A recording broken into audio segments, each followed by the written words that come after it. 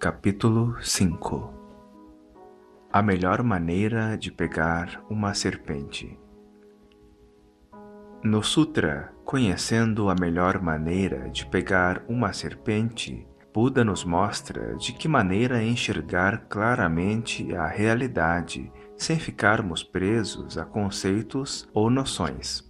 Estudei o Sutra do Diamante durante muitos anos antes de encontrar o Sutra da Serpente, e fiquei feliz ao constatar que as analogias do barco e do silêncio trovejante apresentadas por Buda teve suas raízes neste primitivo sutra. Segundo o Sutra da Serpente, devemos ser cuidadosos ao estudar o Dharma, porque se o entendermos incorretamente, poderemos causar mal a nós mesmos e aos outros. Buda disse que entender o Dharma é como tentar agarrar uma serpente. Se a pegar pelo corpo, ela pode virar-se e picar você, mas se souber como imobilizá-la, usando uma vara bifurcada na ponta para prender sua cabeça embaixo, ela não fará mal a ninguém. Se você não prestar atenção ao Dharma com todo o seu ser, seu coração e mente, poderá entendê-lo incorretamente, e isso trará mais mal do que bem a você e a outros. É preciso ser cuidadoso e atento no estudo do Dharma.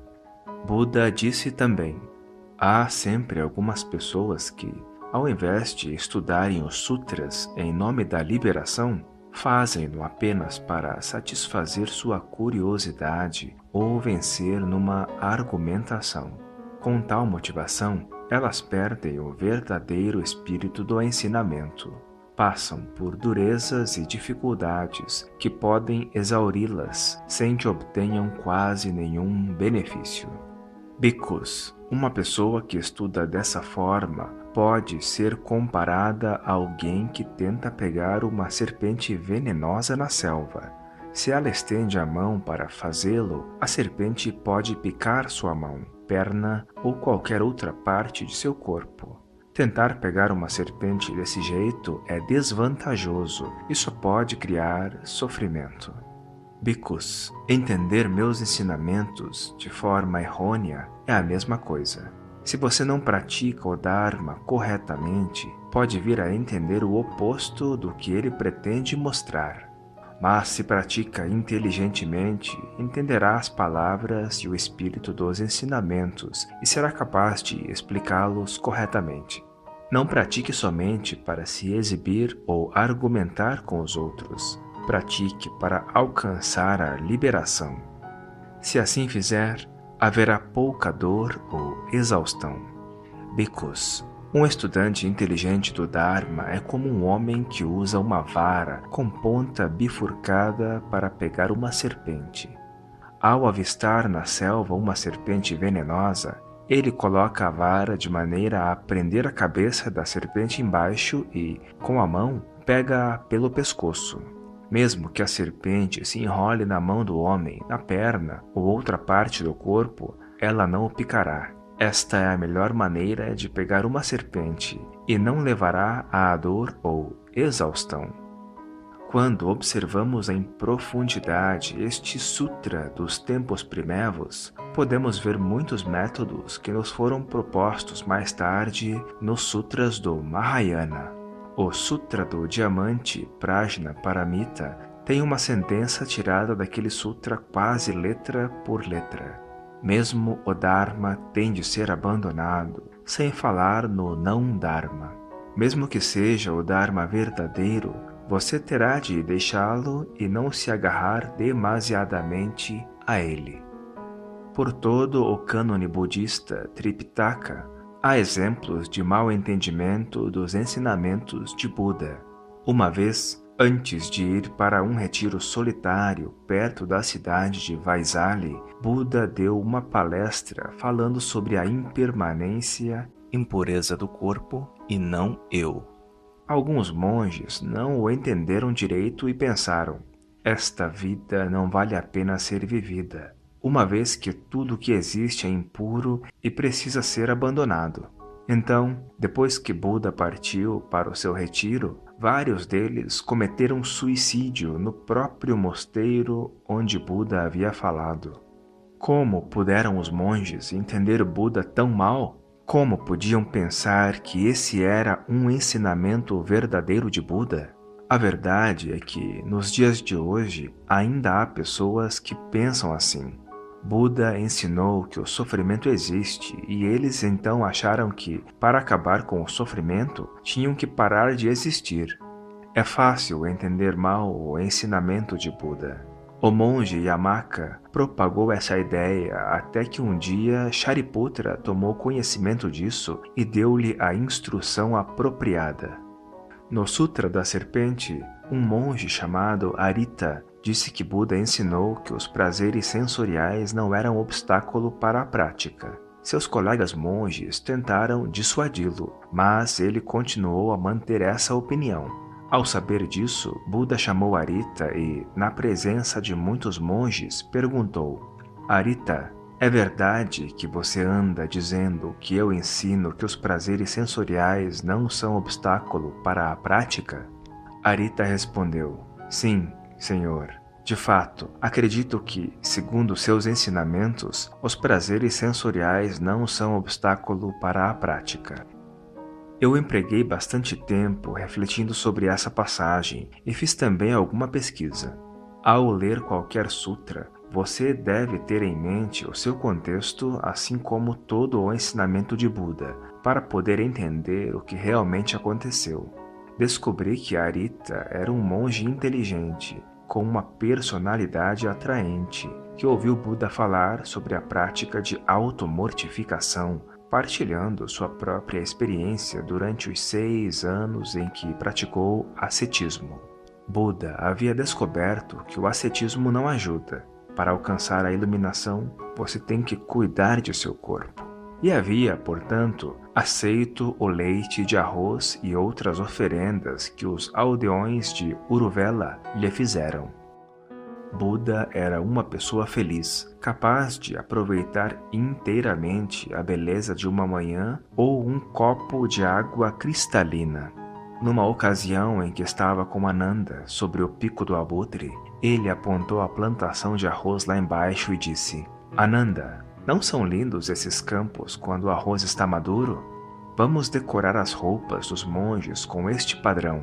Outra vez, quando passava pela cidade de Vaisali, ele disse: Ananda, que bela é Vaisali! Quando o rei Mahanama convidou Buda e seus monges para uma refeição, Buda fez uma observação. Mahanama nos ofereceu a melhor espécie de comida. Buda estava cônscio da qualidade da comida. Eu conheço monges que não ousam dizer que é saborosa a comida que ingerem. Um dia na Tailândia, ofereceram-me um delicioso arroz doce com manga. Gostei muito e disse aos anfitriões: isto está ótimo. Eu sabia que os monges tailandeses não dizem isso, mas acho que é seguro apreciar o que está em torno e dentro de você, desde que você esteja consciente de sua impermanência. Não há nada de errado em apreciar um copo de água quando se está com sede. Na verdade, para de fato apreciá-lo, você tem de estar no momento presente. Quando morre uma flor, nós não choramos. Sabemos que ela é impermanente. Se praticarmos conscientes da natureza da impermanência, sofreremos menos e aproveitaremos mais a vida. Se sabemos que as coisas são impermanentes, cuidaremos de aproveitá-las no momento presente. Nós sabemos que as pessoas que amamos são de natureza impermanente, então tentamos fazê-las felizes agora, da melhor forma possível. A impermanência não é negativa. Alguns budistas acham que não devemos apreciar nada, porque tudo é impermanente. Acham que emancipação é livrar-se de tudo e não apreciar nada. Mas quando oferecemos flores a Buda, acho que ele vê a beleza das flores e as aprecia profundamente. Parece que Arita foi incapaz de distinguir entre apreciar o bem-estar do corpo e da mente e ser indulgente com os prazeres sensoriais. No Sutra Vimalakirti, o silêncio do leigo Vimalakirti é louvado pelo Bodhisattva Manjusri como sendo um silêncio trovejante, que ecoa distante e amplamente, tendo o poder de romper a cadeia dos apegos e trazer a liberação. É como o rugido de um leão proclamando: é preciso desapegar-se de todos os ensinamentos verdadeiros, sem falar dos ensinamentos falsos. Este é o espírito que precisamos ter se quisermos entender o Sutra conhecendo a melhor maneira de pegar uma serpente. No Sutra da Serpente, Buda nos diz também que o Dharma é um barco que podemos usar para atravessar o rio, a fim de alcançar a outra margem. Seria, porém, uma asneira continuar a carregar o barco nos ombros depois de ter atravessado o rio. O barco não é a margem. Estas são as palavras de Buda. Bhikkhus, já lhes falei muitas vezes sobre a importância de saber quando é tempo de largar o barco e não apegar-se a ele desnecessariamente. Quando o riacho de uma montanha transborda e se transforma em enchente, carregando escombros, um homem ou uma mulher que queira atravessá-lo poderia pensar: qual a maneira mais segura de atravessar esta enchente? Avaliando a situação, a pessoa pode decidir recolher galhos e capim, improvisar uma canoa e usá-la para atravessar para o outro lado. Mas depois de lá ter chegado, ela pensa: gastei um bocado de tempo e energia construindo este barco. É um bem precioso. Vou carregá-lo comigo enquanto sigo em frente. Uma vez em terra firme, se a pessoa põe a canoa sobre os ombros ou a cabeça e procede carregando-a, vocês acham, bhikkhus, que seria inteligente? Os bhikkhus responderam: não, honrado senhor. Buda disse: como teria ela agido mais sabiamente? Ela poderia ter pensado: esta canoa me ajudou a cruzar as águas a salvo. Agora a deixarei na margem para que alguém possa usá-la. Não seria essa uma coisa mais inteligente a ser feita? Os bhikkhus responderam: sim, honrado senhor. Buda pensou: tenho dado este ensinamento sobre o barco muitas vezes, para lembrar como é necessário soltar todos os ensinamentos verdadeiros, sem falar dos que não são verdadeiros. O primeiro aspecto da meditação budista é samatha, parar e aquietar, e o segundo é vipassana, insight, enxergar em profundidade. Existe um ramo do budismo primitivo que se tornou conhecido como vipassana, equivalente em Pali ao vipassana em sânscrito. Se estudarmos o budismo Mahayana em profundidade, veremos que vipassana está bem em seu coração. Muitas práticas concretas foram oferecidas por Buda para ajudar os bodhisattvas a adquirir discernimento e conseguir a transformação, não só para eles próprios, mas também para todos os seres. Quando estudamos o Sutra, conhecendo a melhor maneira de pegar uma serpente, reconhecemos esse primitivo ensinamento de Buda como uma excelente introdução aos ensinamentos do budismo Mahayana.